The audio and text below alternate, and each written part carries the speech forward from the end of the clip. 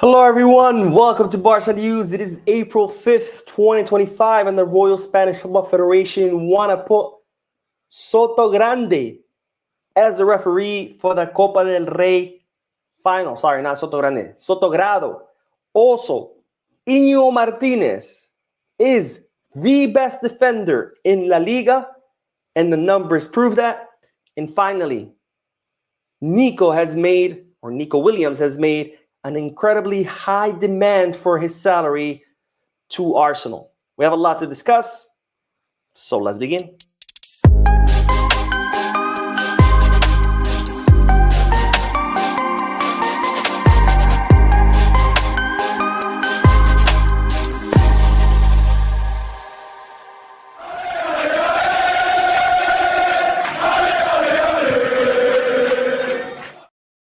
Hello everyone, welcome to the channel. My name is Mo and I'm bringing you this short live stream because I'm currently out of the country. I'm not home, I'm not in my YouTube studio, so I cannot film, edit, and upload videos.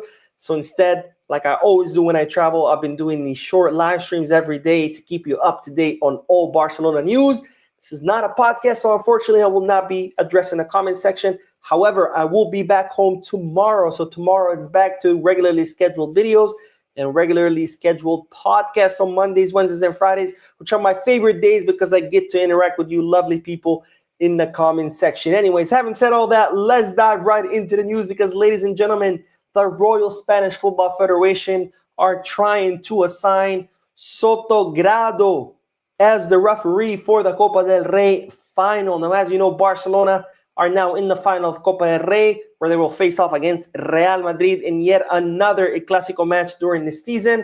And the Royal Spanish Football Federation are trying to assign Soto-Grado to this final. Why? Because Soto-Grado is retiring from field duty. That means Soto-Grado will no longer be referee on the field from now on.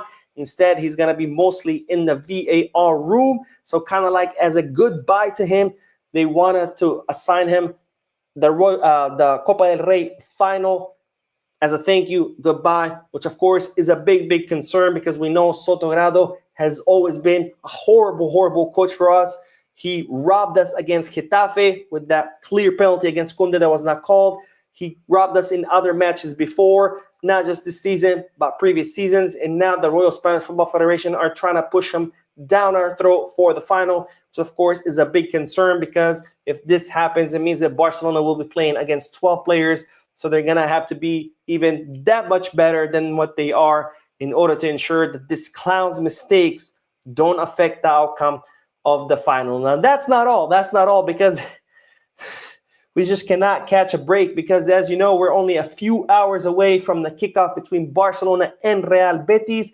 And guess who the referee is going to be? It's no other than Gil Manzano, another clown that has cost us points, that has cost us matches, that has cost us very bad mistakes. Of course, Gil Manzano is a referee known because he was caught leaving the Santiago Bernabeu with bags full of gifts from Real Madrid. And while he's going to be our ref tomorrow, or today, I guess. I don't know. The time difference has me all messed up. But my question is, there are 20 referees in First Division. How is it that we always end up drawing the same 3 or 4 referees? It's always Del Cerro Grande, Gil Manzano, Soto-Grado. What about the other refs? How come we never get those guys? Anybody know? Let me know in the comment section. Anyways, on to the next bit of news because, ladies and gentlemen, Inigo Martinez is the best defender in La Liga, and the numbers prove it. Now, Inigo Martinez has played over 2,000 minutes, which shows how Flick has put his full trust in the center back, in the Spanish center, or the Basque center back, someone who was on his way out of the club because Xavi wasn't really using him that much. People were like, oh, he's too old, he sucks, he should leave. Well, Flick thought otherwise. He has put his full trust in Inigo Martinez, and Inigo Martinez has more than repaid him back by being an excellent defender, and the numbers prove it. Now, Inigo Martinez has a... excuse me. My sister has a cat, and I'm very allergic, so my snot is running. I've been sneezing like crazy. But anyways, the numbers prove it, ladies and gentlemen, because Inigo Martinez has a dual success rate of 74.2%. This means that Iñigo Martinez wins 74.2% of all the duels that he engages in. That's incredibly, incredibly high. 3/4 of all the duels that Iñigo Martinez is part of, he wins them. That's higher than Real Sociedad's Nayef Award 72% rate and higher than Dani Ceballos' percentage of 69.9%. So Iñigo Martinez has the highest duel success rate in the entire Spanish league. But that's not all. That's not all, because Iñigo Martinez has a 68% success in aerial duels. That means he wins 68% of all the aerial duels. And also, his 4.2 ball recovery and 3.6 ball clearance per game is the highest on the Barca team, higher than Cubarsí, Koundé, and Araujo. 3 defenders who get talked a lot more about than Iñigo Martinez. For example, everybody talks about Cubarsí, deservedly so. He's 18 years old and is on his way to be the greatest defender in the world. Koundé has been doing a marvelous job. Araujo has always been one of the best defenders in Europe. So we always talk about those 3, but yet we ignore Iñigo Martinez, who has better clearance and recovery rates than those 3, which just shows how great Iñigo Martinez is. But that's not all, because I've saved the best for last.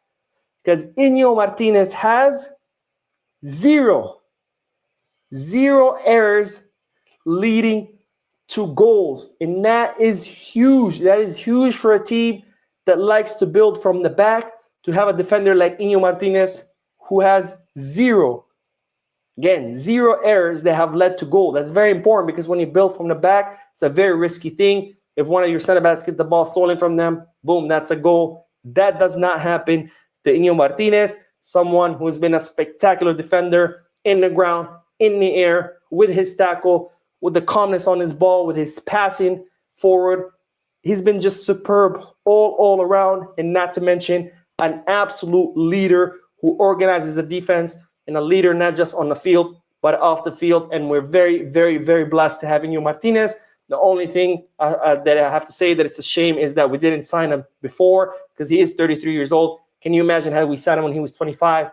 I think would have been even better. But, you know, you cannot lament things that you have no control of. So let's just be thankful that we have Iñigo Martinez on our squad, a captain without an armband. Now, more news, because, ladies and gentlemen, it's been revealed that Nico Williams has made a huge demand from Arsenal. As I reported in yesterday's video, Arsenal were after Nico Williams. Nico Williams said thank you, but no thank you. But now Arsenal have a new sporting director who met with Nico Williams' agent and let them know, hey, we're very interested in you. Whatever discussions you had with the previous sporting director, that goes out the window. I'm the new guy in charge.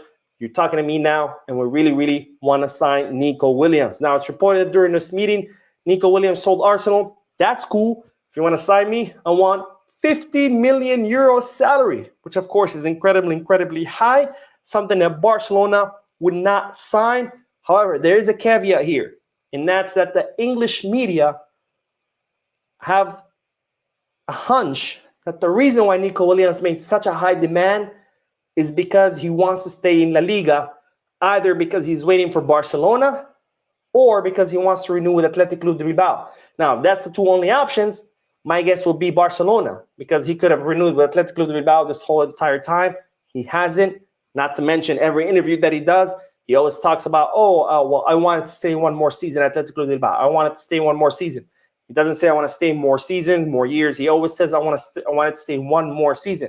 So to me, I don't think he wants to renew with Athletic Club de Bilbao. So that only leaves the option of Barcelona. And that's what the English media are sensing, that he made such a high demand, kind of like not to blow off Arsenal, but at the same time saying like, I don't want to go there, but I don't want to say no. So I'm just going to make a really high demand because I know they're not going to meet it. So it's kind of like saying no. Or if they do meet it, then, hey, it's a high salary. Why not? Now, of course, this is all speculation by the English media. So I want to hear you guys' thoughts. Do you think Nico Williams made the 50 million euro demand because he wants to say no without having to say no to Arsenal? Or do you think that's truly his actual demand? Because in that case, that would make him, of course, unaffordable for Barcelona. Now, the last bit of news is in regards to Wojciech Szczesny, who has stolen all of the Barcelona fans' hearts, not just by his amazing performance, but also by the following statement that he made after the win against Atletico de Madrid in the semifinal of the Copa del Rey, where Szczesny was asked, is Barcelona the most enjoyable team you have played for? Of course, Wojciech Szczesny has played for some big teams like Arsenal and Juventus. And while this was the Polish goalkeeper's answer to that question, whether Barcelona was the most enjoyable team. And he said, yes, without a doubt, I cannot deny. It's also the most effective team. Yesterday's match was my 19th without a loss. Playing for Barcelona is a fascinating experience. I recommend it to all future Polish players. Work hard. Maybe one day you'll get an opportunity like this. So Wojciech Szczesny, despite having played for some pretty big clubs, he thinks that Barcelona is the most enjoyable and the most, amazing experience that he's ever had. And, to that, Wojciech Szczesny, we say thank you, not just because of your words, but everything you've done on the field, where so far Szczesny has been absolutely undefeated since he started as Barcelona's goalkeeper. Anyways, this is all the news for this video. I did go live a few moments ago. If you haven't seen that video, make sure you do. We're a few hours from kickoff. It's midnight here. Well, actually, it's 1 a.m. here in Japan. So the match kicks off in 3 hours at 4 a.m. I'm going to get a little bit of sleep, and then I'm going to wake up, watch the match, and then probably go back to bed again because I'm exhausted. But of course, Sunday we'll be back home. So we'll see you guys Sunday from my YouTube studio. Again, don't forget to hit the like button, subscribe to the channel, drop a comment. And as always,